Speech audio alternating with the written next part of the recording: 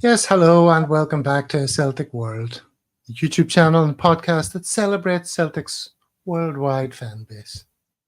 From Falkirk to Falkirk, from Barlinnie to Bratislava, wherever you're watching from, you're very much part of a Celtic world. And who else is? Well, let's talk to our newest member, David, in Bangkok. Eagle-eyed viewers will recognise him from the recent Bangkok CSC episode. And David is back now as a contributor. So how does it feel to be back in the hot seat? Yeah, pretty good. Yeah, no, thanks for inviting us again. Looking forward to a good chat. I wasn't quite so looking forward to it after 70 minutes of the game yesterday, but feeling a bit more comfortable now. Thank you. Well, unlike some of yesterday's debutants, we're not throwing you in with a ragtag bunch. We've got my very special and reliable number 2, Stevens. Let's go over to Steve-O to find out how his weekend was. Did you attend any freak-off parties in Sydney this weekend, Stephen? No, I didn't actually. This is I couldn't find any. You know, they were well advertised, but I just couldn't find them. You know how it is. There was actually a jazz festival on here in Manly at the weekend, so not particularly into jazz, but it was quite enjoyable. Just a bit of nice weather, a few beers, and watching some live shows up and down the Corso in Manly, as it's known. So yeah, nice weekend. Well, I'm glad to see that you got my freak-off reference. Would you understand what a freak-off party is, David? Certainly not. Even if I knew what it was, I would say I did not. I've not got a clue. It's to do with P. Diddy. You know, P. Diddy's in a lot of hot water for his freak-off parties, which could almost be described as, or mispronounced as, a jazz festival, if you change one of the vowels. But, anyway, let's go over to our comment section and see who's in town. Hello, everyone. How y'all doing? Good to see a lot of our regulars are in. That'll be somebody you know there, David. But the name doesn't give it away too much, to be fair. Well, unless lost in is maybe a misspelling. Oh, there's 2 misspellings, 2 stray vowels already. All right. So, by the way, best wishes to Bill McCabe back in Glasgow, who's been on a couple of times. Stephen, you know him. He's recovering from a health procedure. So get well soon, Bill. We'd love to see you back on the show. Sure, everyone echoes those sentiments. All right, so what are we doing today? We're going to talk about the game, first of all. Go through a few stills. Plenty to talk about. It's mostly just goals, really. Second, the general mood around the place and fixtures that we've just had and are coming up. Then there's a few news items before Celtic socials. So, without any further ado, shall we just get into the game then and get your opinion on the key moments? There's a bit of noise behind someone there. Someone needs to whip their cohabitants into shape. There's a people walking by the street right outside my window, Gav. So I could go out and sort them out, but you know, I might land myself in trouble. All right. Instead, why maybe they're on their way to a freak-off party. Okay, enough of the freak-offs. Why don't you start with telling us about this moment? This was James E. Forrest early on in the game. I think it was the great save for the keeper here, wasn't it? Yeah, really good save. Nice bit of play early on. The ball was a quite difficult one for Forrest to take. He had to sort of reach back and dig it out a bit, but it was a great effort and goal and a good save from the goalkeeper. Really was, and that was just in the first few minutes, and it was not the most comfortable start to the game. I think it's fair to say. Is this the first goal? This must be the first goal. Whatever way I'm sharing these pictures, I can't see what I saved them as. So this is, you can see Valle there is about to tangle with the defender. David, do you remember this? I've split this into very much so. Yeah, we were having a bit of a discussion in in the Bangkok Celtic Supporters Club. Some of us were quite convinced it was a foul on him. I personally thought it was a foul. I was also a bit surprised. I looked on the Kerrydale Street website today, which has a full sort of page on the referee's misdemeanours, and it didn't even get a mention. So I thought this one was a definite foul. Pushed him out the way of the direction of where the shot came in. But for me it was a foul for sure. I thought it was a foul. Yeah, actually. Sorry. No, it's all right. Did you, Stephen? In fact, I thought Valle would probably argue he was fouled in the build-up to both goals. I agree. Yeah, I thought it was a foul as well. After the goal went in, it actually went to VAR, which surprised me because I had it in my head that there wasn't any VAR in the League Cup, but there is, and they checked an offside and didn't even mention the foul. So yeah, I was surprised at that. I thought it was I thought it was definitely a foul, and I thought he was a bit unfortunate there. Probably could have been stronger, but I don't think Trusty covered himself in glory when the ball breaks loose, because he doesn't get out fast enough to close down the shot. And to be fair, it's an excellent strike on goal right in the corner. Pegleg Lonergan making the same point there. You're absolutely right about Trusty. He was very slow to react. See here, the ball has already bounced backwards, and Trusty's still moving towards the goal, and he doesn't stop and turn very quickly. He takes a few casual steps, and before you know it, look at the distance he is from the guy when he's taking the strike. And from this point, from this angle, you can see he was very ineffective. I thought it was terrible from Trusty.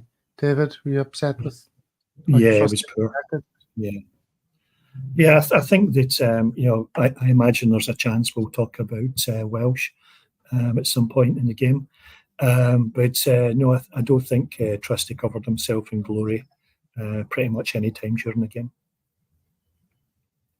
Not everyone agrees it was a foul, I see, in the comments. But, well, that's the beauty of it. It's all about opinions. I think it was a foul, but it's not a hell of a die on it. And I don't think it was the most blatant decision that's went against us. I can understand why the ref waved it on, because just the way it all unfolded, he looked a bit weak, and it looked as if he could have been stronger in the challenge. So, I think it was a foul, but I'm not too worried about the decision going against us. Well, let's keep on going through the moments in the game. We can talk about individual players ultimately, and I think we will after the game. But what happened next? Well, this is the ball just coming down. Didn't you love this goal? Wasn't this really pleasant to watch? Because, you had a moment of anticipation as the ball is headed back. It's dropping down. Bernardo's waiting for it. And then he just smacks it beautifully, David. A bit like you in your younger days. Pretty much as the guys I used to play five-a-side with in away goals count double. I think they could probably all recognise that pretty much as one of my better hits. Not, I thought it was a good knockdown from Valle. But for me, Bernardo was probably the only midfielder that came out of the game with any credit. Obviously, until the substitutions came on. I thought McGregor was poor, and Hatate just wasn't at the races yesterday. But it was a great strike by Bernardo, and I thought he played relatively well overall. Mm-hmm. This is their second goal. The cross comes in, and the guy, Yates, terrible beauty, was born. He got his head to the ball, steered it into the far post. Stephen gets the poetic reference. Yeah, it wasn't really. It was a really poor goal for us to lose defensively. So you've got Welsh and Ralston both in the picture, who've both been drawn to the same man, really. And the boy that's come in round the back is the fullback. And I think what you notice about that picture there is there's no sign of James Forrest, who should have been tracking that man back. And I actually spent some time replaying this goal today just to try and find out where James Forrest was. And he was all the way back in the centre circle. when this ball went in the net. I don't know what he was doing or what he thought he was meant to be doing, but that's his man. When Ralston gets pulled into the middle, the wide player's got to track that full back into the box, and he made the run. The boy made the run from midway inside our half, completely unmarked, and you could see that unfolding a mile away. So poor from Welsh and Ralston, and also poor from Forrest. Yeah. A similar point was being made about Hatate actually in the first goal, that he was pretty slack in tracking back. I saw today. When I went to save these goals, the pictures was on Celtic TV, so it was Celtic TV commentary, and they mentioned that, which I hadn't heard in the game, hadn't noticed actually. Yeah, so at this stage we're 2-1 down, and it was a slightly squeaky bum time. David, was your bum squeaking? No, it's the chair, but it was yeah. I mean, I think to be fair, I mean, he did take his goal quite well, but obviously if he'd been a bit closer up, it might have been a bit more challenging for him. But yeah. I mean, the start of the second half, still no. We were hoping that we would have seen some more energy from the start of the second half, get some subs on. I mean, half the team could have quite easily been subbed. The first 15 minutes weren't really seeing. It looked almost like if there was going to be another goal, it would have probably come from Falkirk. Things were not looking so good, I didn't think, in the first 15 minutes of the second half. Well, for the pictures that I've saved in the second half, it's only really the goals. So everything happened after the substitutions were made. So maybe now is a good time to talk about the players that were taken off. Yeah. Where do you want to start with that, Stephen? Well, I think you probably go through the team back to front and pick out the mistakes that were made pre-match. I thought the team selection was abominable, and I think making 8 changes showed a level of disrespect for the opposition and for the tournament. Falkirk, not a bad team, and they're not any worse than a team you would find at the lower end of the SPFL, and they showed that they showed that in how they played. But to change the entire back four was really, really poor in my opinion, and I don't think Rodgers has done I think he's done a disservice to the 2 new guys there, to Trusty and Valle, who were thrown in with another 2 guys who are in Welsh and Ralston, who are not up to scratch. I heard Brendan speaking after the game about how this was an opportunity to see players in action and to get them game time. But what have we learned from playing Stephen Welsh in that game? And what have we learned from playing Anthony Ralston? We had 2 changes forced on us with both AJ and CCV carrying knocks. So that's half your back four gone straight away. Now that should have been enough. There was an opportunity there to keep Scales in the team, keep Taylor in the team, play Valle at right back where he's played many times for Barcelona, and bring Trusty in alongside Scales. That way, half your back four still there, and you get a chance to look at the 2 players in a sort of functioning system. But it was all a sham, because Stephen Welsh should never be near a Celtic jersey just now, or at any time. He's just nowhere near good enough. And Ralston's fulfilled a role in the squad, but he should never ever be a starter. So I think it was poor from Brendan. I don't think he's got very much wrong since he's came back to the club, but I think he got it wrong today, and I think it almost cost us. And it's all very well saying, when the main players came on, the standards rose, but by that time, Falkirk were tiring. So there's an argument for saying that even if you'd kept the same players on, they would have seen more of the ball as the game went on. So it wasn't great team selection at all. Not sure I'd go along with that. Essentially, I think. Well, I mean, I would be loath to criticise Rodgers particularly. I think he knows what he's doing. He wanted to see all these new players. He wanted to get a handle on them. And he always knew that with the bench being as strong as it was, he could always put on the players to win the game late on. And it all worked out like that. He gathered a fair amount of intel, I think. I understand what you're saying. It's much easier to get a handle on a player when he's the only one that joins a fully functioning unit. What sort of handle did we get on Trusty and Valle then? Well, I think they showed some good things and some bad things. See, I think that's my problem. I get the point that this is the only option we play. It's not in the league, and it's the least important cup tournament. But we haven't learned, for me anyway, we haven't learned anything about them. I mean, Valle looked okay in spells. Trusty looked okay in spells. But how much of that, they looked dodgy in spells as well, but how much of that was down to the shambles at the back? Well, I don't know, but if they've shown weaknesses, then Rodgers knows that these things need to be addressed. And he'll have taken more from it than us, I imagine. David, where do you stand on it? Rodgers was right to do what he did, or no? I think I'd agree with Stephen. I mean, any time when you've had sort of more than sort of 6 changes in a team, we've never really fared that well. I don't know how bad Rodgers thinks that Nawrocki is, because I think if you were going to give someone a chance, we know what Welsh is like. I mean, I would try hard. You would try hard. We would all try hard. If we were given a jersey that could fit us. But in the case of Welsh, we knew what was going to happen. And again, possibly it was maybe just underestimating the opposition, thinking that we could go with an extremely makeshift. I mean, who would have thought that Greg Taylor was going to come on and save the defence? I mean, he came on, and even although he seemed to be playing midfield, he did calm down the defence a lot. And I think that I would agree with Stephen. I think that we could have quite easily had given some support to the new guys. I thought Taylor really came on to a good game, actually. If you remember Stephen Welsh's last start for Celtic, it was at the tail end of last season against St Mirren at home. I think it might have been the last league game of the season, and it was an absolute disaster class from him.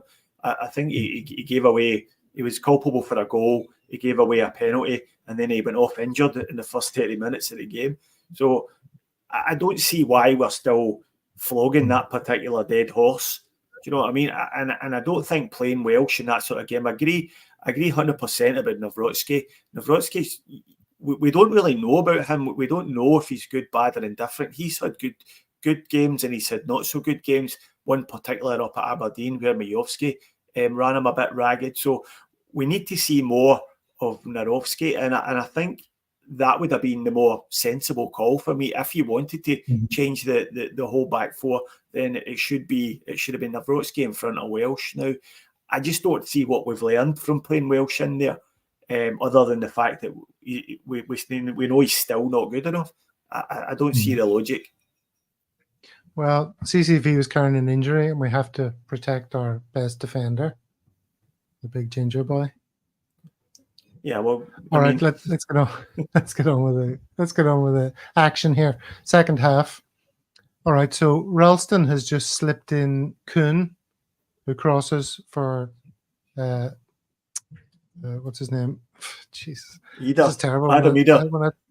When I don't have the I always save a picture with what's happening so I can read it out in the authoritative fashion. But I'm terrible at recalling names. Even current players. Jeez. All right. Yes, Adamida for his first goal.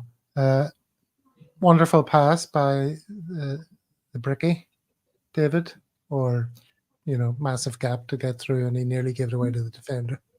Yeah. No, I think again. I mean, the difference in Kuhn has just been, incredible.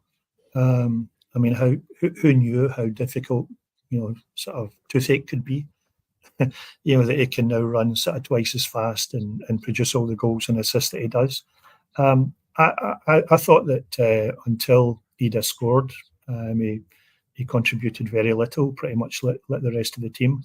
But he was in the right place at the right time, and in the space of about 30 seconds, he did get 2 decent goals. So I thought that was good. But I say Kuhn is just, he could be our next, sort of superstar. Yeah. Superstar, definitely. I mean, they're talking about him in Top Sport, and Alan Brazil, raving about him. and stuff. But yeah, just took his goals well, took his chances well, and changed the whole game, to be fair. Well, Adamita certainly took his goals well too. What The do you think second about one, the for second sure. one here? Yeah, I mean, well, I saw somebody on Twitter saying that they've never seen such good footwork by a Celtic striker, the way he ghosted through the defence here. Was it more luck than judgment, or was that, top level striker behaviour, Stephen?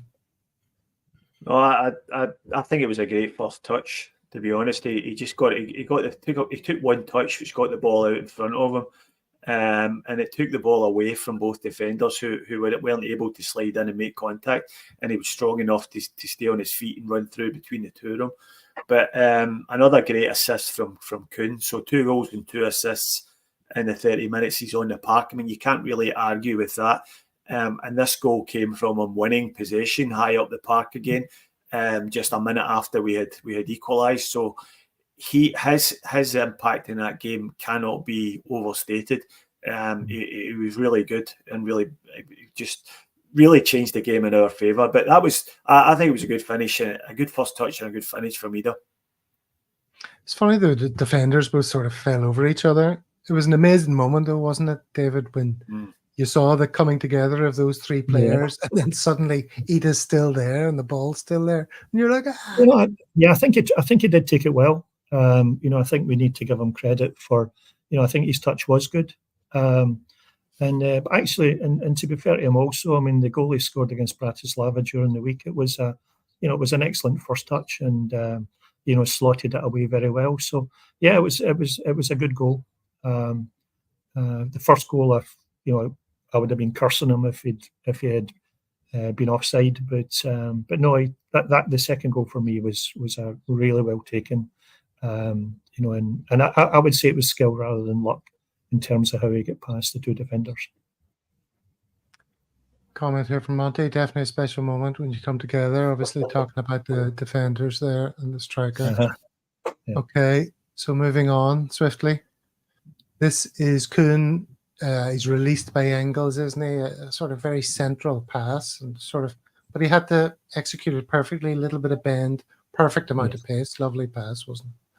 And then he's on to it, and then a nice little finish, Stephen. Yeah, he's bent his run really well, right back almost at the halfway line, and it's an excellent ball through from Engels, who also made a really big contribution to the game when he came on. And he's through 1-on-1 with the keeper, and he does everything right. He waits for the keeper to go to ground, and then just dinks it over the top of him. So another excellent finish to top off a fantastic display. Yeah, I missed this goal because my stream went down and I was busy trying to get the other one on my phone, and the stream kept saying 3-2, was it? Yeah. And then something else. It said 4-2 on my phone. I was like, how can that be? So that was a bit frustrating. This is his second goal. He's just winding up to smack it here, David. Did you see Adamita's nifty footwork just before this? Yeah. But no, I was going to say the last time I was on here, you were talking about famous lookalikes, and and I think Kuhn is the people are reckoning the love child of Henrik and Paddy Roberts. Certainly, I think his touch for the previous goal was very Henrik-like.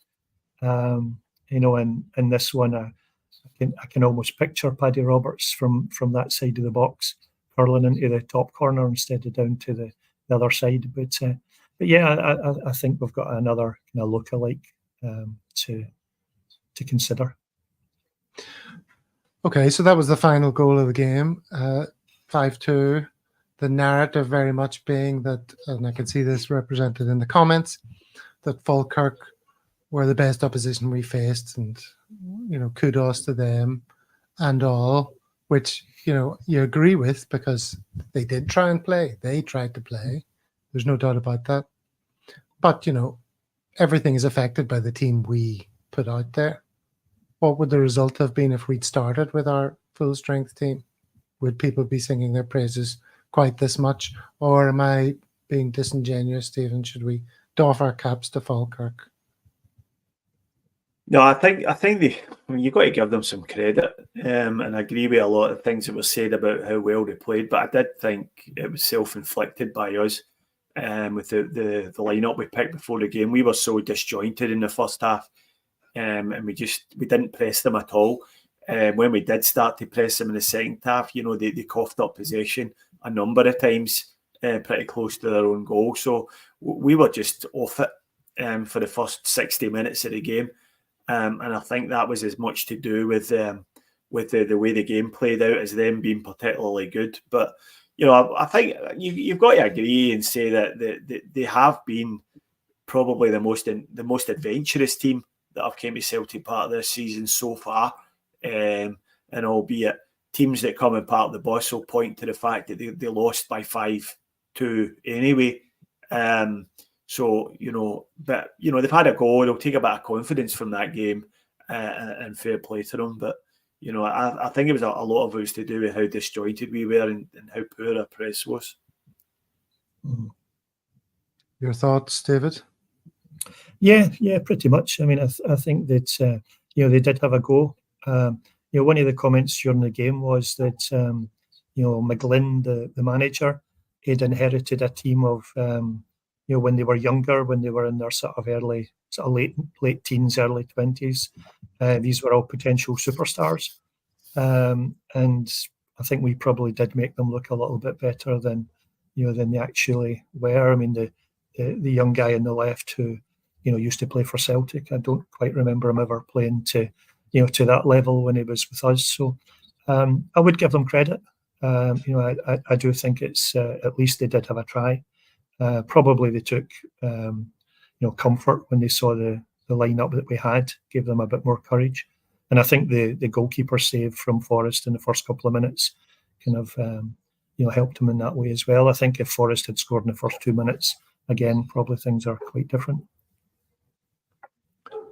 Well, let's not skip over the man of the moment, who's already got a mention. Nicholas Kuhn, you were talking about lookalikes here. Without your glasses, you think you're looking at Messi. Stick your glasses on. Ta-da! Yep. Now we had we can tie this in with Palma, I suppose, a little bit, Stephen, because we had a little interchange over the last 24 hours, talking about how Kuhn went from really not impressing when he started playing, and Celtic fans, many of them, wrote him off, which always annoyed me. And I'm trying to resist that. Watching last night's game, as you say, there's lots of factors involved behind why Trusty and Valle and the likes didn't have a great game. But lots of players have poor debuts. Kuhn started really poorly, and now he's absolutely on fire. And Palma started on fire, and now he's absolutely hopeless, it seems. What was your response to that, Steve? Well, Palma, I think it was a defining moment for him last night, I think, and he failed the test. So I don't think you'll see too much of Palma from now on, and I think he'll be gone in the next transfer window. And I think that's probably the best outcome for all parties because it's just not working for him. I don't know. I think it's probably been slightly overstated. This is just my opinion. That's been slightly overstated how well he did at points last season. He had some good moments, but he also had some terrible moments too. And the bottom line is he just doesn't have any pace. And it's one of my pet hates is a winger with no pace. Because I don't know how you get through all your junior grades of football and all coming up through the ranks without somebody saying to you, look, you're not fast enough to be a winger. And if you can't take a man on the outside, then it's no good. It's all very well saying you can cut back in on your stronger foot all the time. But if a defender knows you're going to do that every time, then they can plan accordingly. And that's what happens with him. He just runs inside into traffic all the time, or he goes outside and loses a race with the fullback. The Falkirk fullback had him on toast for pace, and he really didn't have anything to offer. I've heard a few people saying today he wasn't really trying as hard as he should have, but I don't think that's fair. I think he was trying hard enough. He's just not got the ability and not got the raw skill set to play as a winger and certainly not in this team. Very, very reminiscent of Haksabanovic in the way he plays. He seems to have a little bit of a step over, a little bit of a trick, and sometimes a decent delivery, but he's never going to beat a defender, and I can't see how you can play on the wing if you can't do that. Yeah, I mean, I was one of his biggest fans at the start. And I thought, wow, we've got a real talented player here. And, even I'm sort of running out of excuses completely. I think Brendan's probably thinks his goose is cooked as far as he's concerned, David. Yeah, I think probably yourself and the Honduras manager were his only two fans recently. But it just doesn't fit into Rodgers' style. Stephen mentioned earlier on about Forrest being on the halfway line. Our whole system is based around speed. Maeda, Kyogo, and Kuhn is incredibly fast front line, incredibly fast, incredibly hardworking. It's just like watching a different game compared to, say, Palma was slow. His first touch was poor. His decision making was poor. I agree that he probably was trying as hard as he could, but he's not Celtic class, and he certainly doesn't fit into the style. I mean, if we look at when we have our first team, I think he would struggle to get. I mean, Yang was better than him yesterday. I'm not his biggest fan, but I would certainly put Yang ahead of him the next time we have to bring on a sub. Nice comment there from Paddy Lavery. Saying I know hee-haw. I'll admit it when I get things wrong. Definitely didn't. I thought he was going to work out, but I think you have to acknowledge he's not, because especially when you compare him to the likes of what Kuhn's doing at the moment and what Maeda gives us. And look at these. This is a tweet from a person called Paul John Dykes. I think that's pronounced. It says a goal or assist every 45 minutes this season. Kuhn is making that £3 million transfer fee look like a steal. Absolutely. You can see the Paddy Roberts there, can't you? Oh, he definitely does look a bit like Paddy Roberts. There's no doubt. But Stephen, what about this? Recently, he was asked. Paddy, well done for picking up on that.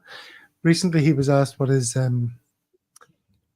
ambitions were, and he listed among them playing in the German national team, which a while back seemed like, pie in the sky. But, if he keeps going the way he's going, who's to say he won't achieve that, Stephen? Well, if he keeps showing up in the Champions League like he did against Bratislava, then he will catch the eye of the German manager. I mean, they've got obviously an embarrassment of riches, Germany, so it's a bit of a tough ask, and I wouldn't really say, it's probably not realistic given the league he plays in. He's probably another one would be looking to move to a higher profile league if he's got any serious ambitions of playing for Germany. But you never know. We're playing Dortmund next in the Champions League, so he'll have a perfect opportunity to get himself into the spotlight of the German manager, and he's certainly playing well enough. There was a lot of talk last season about dental issues and stuff like that, and he'd lost a bit of weight and lost a bit of conditioning, and he certainly seems to be in tip-top physical condition now, because you can see his pace. He's got pace to burn, and when he runs at defenders, he gets them running backwards. And defenders hate to be running backwards towards their own goal, and they don't know if he's going to go outside, and they don't know if he's going to come inside. And that's like everything Lewis Palma is not. He's putting indecision into their minds all the time, and that's how he's making space in and around the box. So he's been fabulous for us, and just shows you another guy who was probably a Brendan Rodgers pick in the last winter transfer window, when we got Mark Lowell out the door. So that's the type of player we can bring in, and yeah, certainly he'll go when he leaves Celtic. It'll be for a big wedge of cash. Indeed. Here's a quick comment from Monty saying that Paul John Dykes of Axom, a decent man. Yes, of course. was only joking, pretending not to know who he is. Great friend of the show, Paul John is. So, yeah, well, that's Kuhn. Now then, what else have we got? I've just got a few little... Oh, no, I was going to ask about the mood in the camp, first of all. The mood's good after the last 3 games. You know, a lot of people were looking at those 3 games as a block, weren't they? Hearts in the league, Slovan Bratislava in the Champions League, Falkirk in the Cup. 3 victories, 12 goals scored, 3 conceded, plus 9 goal difference over 3 games. Got to be happy with that, David. Things are going swimmingly, are they not? Fantastic. Yeah, it's absolutely fantastic. It was well worth getting up at 2:00 in the morning for the European game. We were all hoping that people were saying how poor Bratislava were, but I mean, how many times in the last few years have we played against mediocre teams with a fraction of the budget that we have, and we battered them. We absolutely destroyed them, and it was just a joy to watch. I mean, it could have been double figures. It was just a magnificent performance. And then to finish it off, we're in the semi-final of the cup. But yeah, to be second in the Champions League after the first round of games is not really what most of us expected. So No. Let's see if we can keep it up. Well, we'll talk about the fixtures to come in a second. Before we do, let's just run through a few bits of news, little things that I picked up. Kasper Schmeichel playing with what appears to be a broken finger. I can't zoom in on that because of the way I'm sharing this. But you can see he's got heavily strapped fingers. And then these 2 fingers are stitched together on his glove. Going the extra mile in the early part of his Celtic career. It's quite interesting. Oh, these are the next few fixtures, actually. So we had Falkirk then in the Cup, and then 3 away games, in fact, St. Johnstone in the league, Borussia Dortmund in the Champions League, and then Ross County. So that's like the opposite of a shit sandwich. It's like a shit sandwich with shit on either side and the nice filling in the middle, if you want to make that analogy. That's part of the Celtic problem, isn't it? It doesn't prepare us for European competition. But, Stephen, in percentage terms, how likely is it that our 100% record this season will be intact after these 3 fixtures?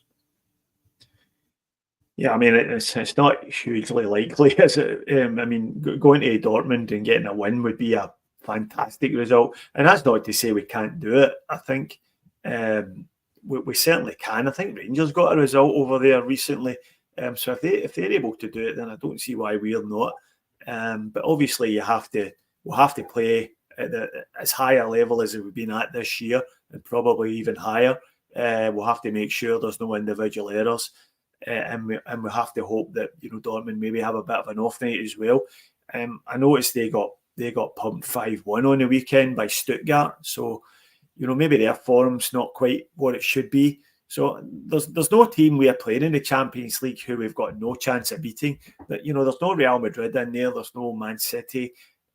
So every game we should be going in with a positive mindset, and I think we should be going in with a positive mindset there. But on the balance of evidence, I think even a draw would be a really good result coming back from Dortmund. The only thing I would say about the mood in the camp now is what last night's game has showed us is that maybe our squad depth is not quite as good as we previously thought it was. Certainly not in particular positions.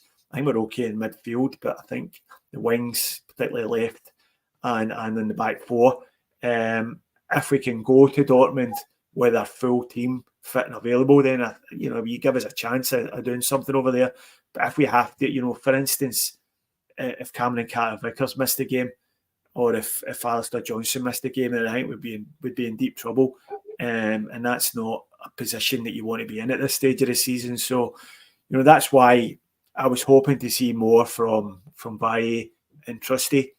And I don't think we have any definitive opinion on them yet as to whether they could slot in and do a job in Dortmund. Because at some point over the Champions League campaign between now and January, when the group stage finishes, we will have to play a Champions League game without, you know, one of these really important players, and that's going to be critical for us. Well, there's Frank Brennan weighing in, David, with some trademark positivity. Spot on to Big Dom, who was the first comment there discussing our lack of depth.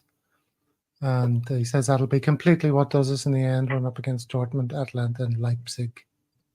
Your thoughts? Yeah, I think with especially with Carter Vickers getting booked the other night, could have done without that one. But as you know, as Stephen said, I mean, Dortmund got hammered on at the weekend. 2 or 3 weeks ago, I think Atalanta lost about 4-0, in their league as well. So, we're not looking at, PSG in their pomp or Real Madrid or, sort of Barcelona when they were at their best. I can see us getting a draw in Dortmund quite easily. I think if we all start the game positively, obviously we know that they'll probably go down Taylor's side like every other team does. But I think we've got a team that now can combat a lot of that. I want us to, for me, I would like us to really focus on the St Johnstone game. Get that one out of the way. It should be straightforward enough. But I really wouldn't want 5 or 6 of the reserves starting against St Johnstone. I think that would be a big mistake. We want to protect Carter Vickers. We want to protect, Alistair Johnston. But I think let's take care of St Johnstone.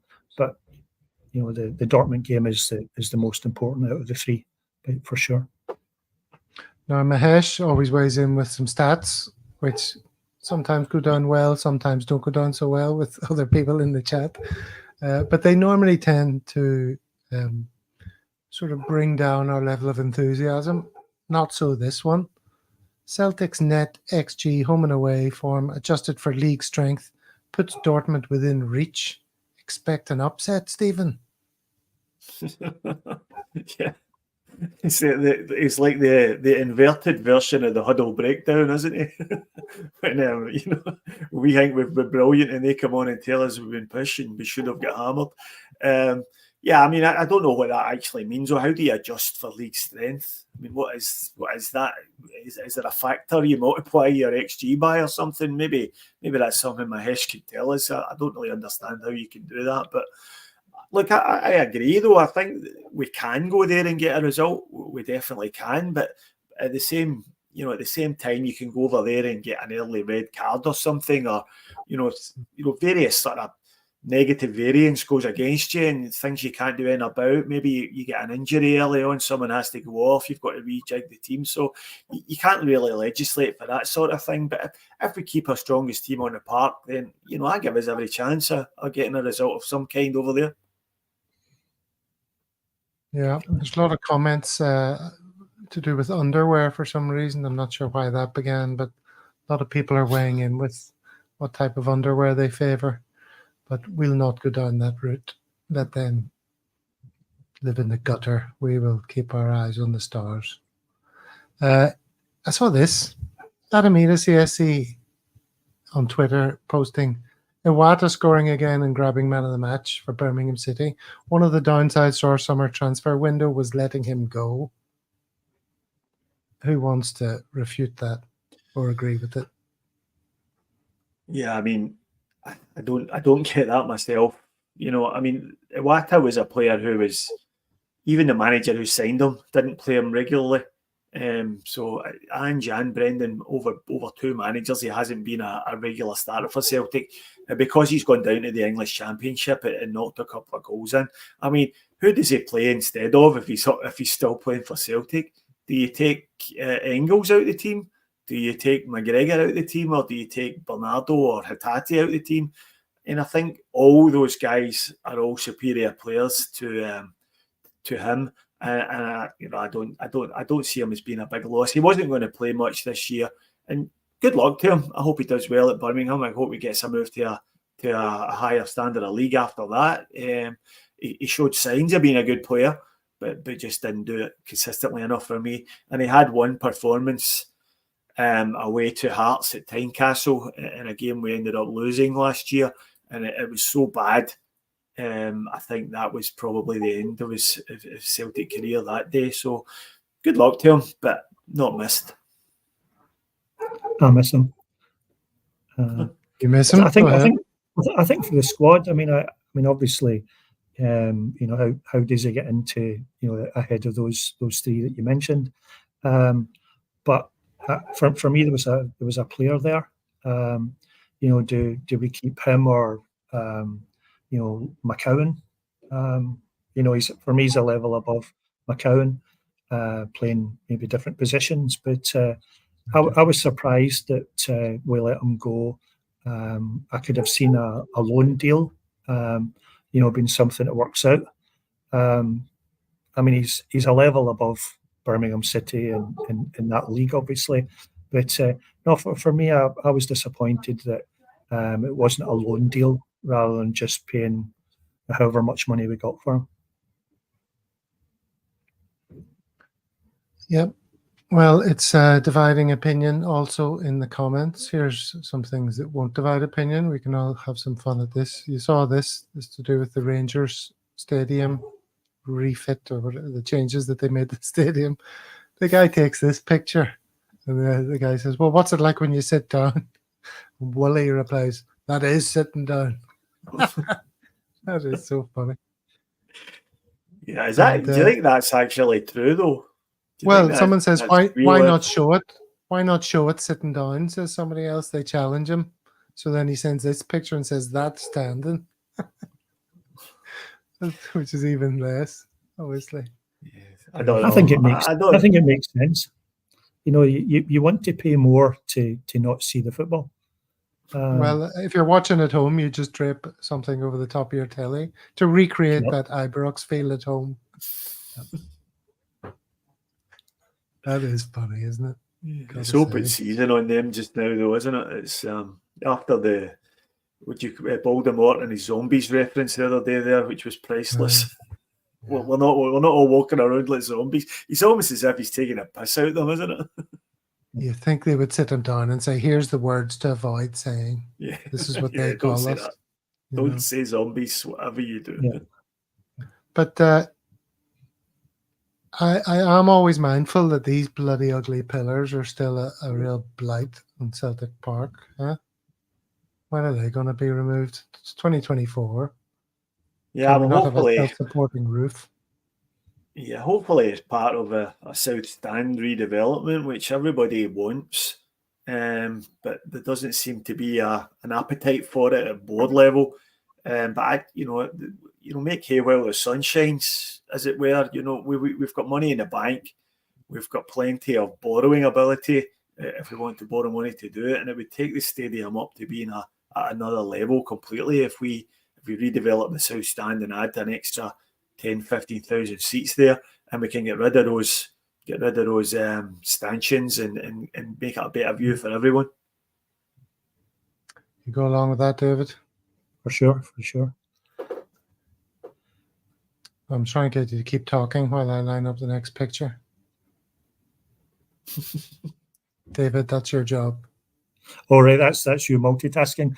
Okay, so I didn't think I was the best person to discuss about the stadium. I think I've only been able to get to one game in the last 10 years or so, living overseas for most of the time, and then when I go back to Glasgow, my son's a Partick Thistle fan, so and my daughter's not the biggest football fan, so I tend not to get too many of the games when I'm back, and the rare occasions I'm back in Scotland. Okay, a little shift of gears, unless Stephen has one final point to make there. Sounded like he did.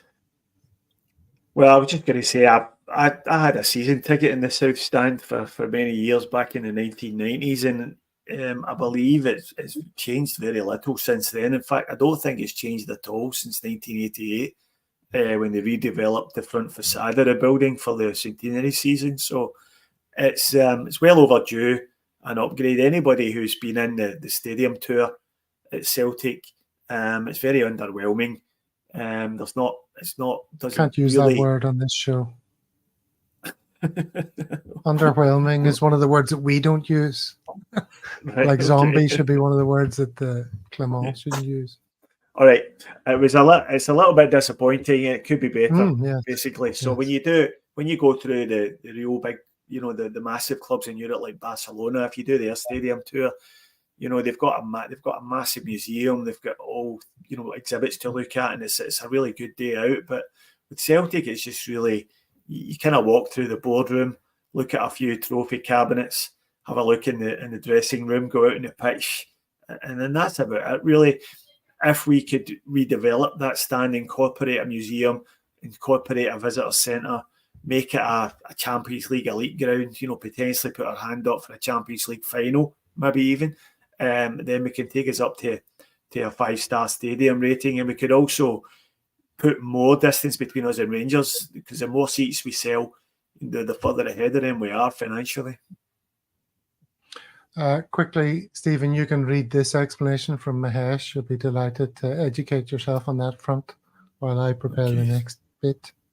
So we can use the ELO ratings. Is that the Electric Light Orchestra ratings? That's the only ELO I'm familiar with. Just for league strength, we run a multiplier for squad attack contribution based off the ELO ratings. So yeah, I might go and Google that. As my homework for next week. I think that's called Mr. Blue Sky thinking. That'd be correct. See what I did there? Yep. All right. Let's shift the tone slightly. Here's some more news. We're changing streaming services. As I was trialing some new software over the weekend, I accidentally went live. And suddenly, there's all these names popping up and who are looking at me, and I'm chilling, lying back. I thought it was private, but it turns out I was going live, as some of the people in the chat were saying. I got a notification that you had went live. Yeah, a couple of times. Well, the reason is this: StreamYard, which was built by a couple of young tech bros, and they were very customer-centric and awesome and all that. They've decided to suddenly up their prices overnight. It's now like $45 a month, which is insanity, especially for small organizations or bunches of people who don't monetize their streams, and we're in that position. Like I say, those former owners were these couple of guys, and they used to do a live stream Q&A once a week on YouTube with their customers, and I used to participate in it and ask them questions, the two founders, and they were like, oh, a Celtic World asks, how do I share a video and make sure the volume's correct, all that kind of stuff. And it was awesome. And then they're bought out by this big tech firm, and the first thing they do is double the prices. So I've been scrambling around for alternatives that don't break the bank. And I mean, it's as much for the principle as just coming in and doubling the price and giving you no alternative and doing it overnight that I say, fuck you, StreamYard. We're off to restream. This is the last show that will be hosted on StreamYard. So Thursday's show is going to be mayhem, probably. It'll look much the same, actually, having played with it.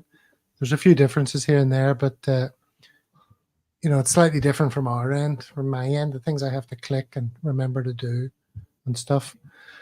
It's going to be tricky, but so you can look forward to that. You can watch on Thursday and see if you can spot all the differences and the technical mess-ups. Here's another bit of news. Any Wordle players out there? Any Wordle players among us? I don't know what that is. I see it coming up on Twitter, but don't know. That's a word game you play, and I got it today in one, which is insane. It's basically guessing a 5-letter word. Insane has 6 letters. Oh, very good. But I won't give a spoiler alert, but it's the word that I often use to start, and it was the Wordle word, so I got it in one, which is unbelievable. Don't tell me how many letters, and unbelievable. So here's an exchange I had with a mate of mine, sent him it to that, and he's like, get the fuck out, buy a lottery ticket. And then you can see that I did. So if you're going to get Wordle in one go, your luck must be in. All right. Next up is Celtic social media. Until then, what what question can I ask you that means you're going to talk about something for a few minutes? Talk amongst yourselves. Any points that you haven't made about the game while I do some more background work here? Well, I don't think we spoke much about Rio Hatate, did we? Who I thought was pretty average as well. And I was wondering, maybe I'll grab David's thoughts about. Do you think Paulo Bernardo has leapfrogged him from the starting lineup for the game against St Johnstone next week? Well, actually, I was surprised that Bernardo didn't start against Bratislava, but I was very happy to be proven wrong. I thought against Bratislava, Hatate was absolutely excellent. But Bernardo, since he's come on, he was arguably the man of the match against Rangers. I felt that he deserved to start, and I think for me, what I like about Hatate is that he's not afraid to make a mistake. He's the one. He's got the highest level of creativity, and I think domestically, I think we can afford for him to make 3 or 4 poor passes, because 5 or 6 of the passes are going to be above anything that the rest of the players can do. Engels has started, fantastically well. I would actually be interested in. For all McGregor has started off brilliantly as well. I would like to see some rotation. McGregor doesn't have to be undroppable, and I would like to see what Bernardo could do, perhaps in the McGregor role, and seeing Hatate and Engels, do a bit of rotation. Let's see how it goes. But for me, yesterday Hatate definitely wasn't. He wasn't at the game, but he brings so much to the team. But Bernardo for sure is unlucky not to be starting every game. Well, David, you're bringing plenty to the team today. Good on you. And you brought this as your social media choice. Manchester City midfielder Rodri says players are close to going on strike in protest at an increase in games. City face Inter Milan on Wednesday in the Champions League with a new format, adding at least 2 extra games before the knockout stage. The Club World Cup, which Pep Guardiola's side are also involved in, has also expanded to 32 teams and will be held next summer. That's, I think, the real kicker here. So Rodri reckons he's close to going on strike, and you want to express some sympathy, I believe. Yeah, I was so sad to see him get injured yesterday. I think that after his whinging when Scotland hammered Spain last year, he's always got a special place in my heart for him. So I hope he recovers well. £300,000 a week, and he has to play 50 or 60 games a year. Poor guy. My heart goes out to him. It is a lot of games though with this Club World Cup, Stephen. I know you don't have to be sympathetic towards them, and the idea of them going on strike is absolutely ridiculous. But how are clubs? You need to have a lot of players really to cope with this number of games at the very top. Well, they do though, don't they? They've got massive squads, and that's the bottom line. They've got unlimited money to spend on their squads, and I've got a little bit of sympathy in the fact that the amount of games is increasing all the time, and they expect the performance levels to stay high. But when you compare the training regime that footballers go through with an Olympic athlete, for instance, then there's no comparison. The Olympic athletes are training every day, sometimes multiple times a day, and they just don't get days off. And it's all built up to being in peak physical condition for when they compete. Whereas football players, they train for half a day basically, and then the rest of the day is their own. They quite often get a day off during the week, and a lot of the times, they don't have a midweek game, and that's them to the Saturday. So, I don't think there's a cogent argument to be made that they're being overworked. I can see an argument that they're trying to increase the amount of games that they're playing. So he's saying it will obviously have some effect in performances, and fair enough, but maybe you just have to train a little bit harder, Definitely. They're all spoiled brats, says who's the snitch. Definitely. I mean, they're an insane amount of money from a very young age. Has to be said. You should be asking the guys that sympathetic. play football part-time down at the lower end of the Scottish leagues and then play a 90 minutes of football, then go out and do a shift in a factory somewhere. You know, that's real hard work and that's real dedication. It's not what Rodri's doing. Definitely not. All right, I have a little video to play. This is some appalling football that was voted like one of the worst passages of play you're ever likely to see by, I don't know, it says it on the video anyway. Check this out when I play it here. There's no sound on it, but ball's pinging around on the attack. Just a terrible pass. Oh, what back pass? Oh, the guy's in. Crosses it. Oh, keeper must clear. Keeper's going to clear it. No, he doesn't. Oh, it must be a goal. Have another goal. Oh. I thought that was very amusing. So, you know, football can be fun because of how terrible it is too. I think you'll agree. All right, we're way over the hour, lads. So, David, how did you enjoy your appearance as a contributor? And is it the first of many?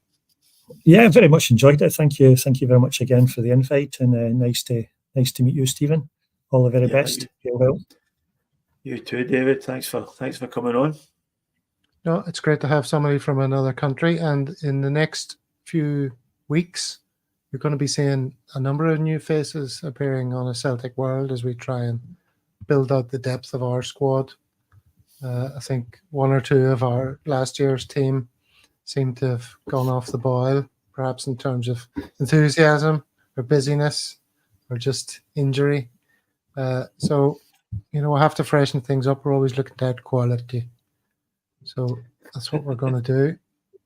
Closing thoughts, Stephen? Who's getting dropped, Gav? Who's getting dropped? Well, everyone has to up their game. You know, it's between now and when the hammer falls. You have to prove yourself. So, yeah, surely I've got enough credit in the bank. Look, as long as I'm here, you'll be here, Stephen. I want you to know that. All right. Immigrant style. Yeah, until Thursday when we come back with a very amateur all over the shop show using new software, and you can all have a good laugh at us. Until then, see you. Hail, hail. Hail, hail. Hail, hail. Cheers.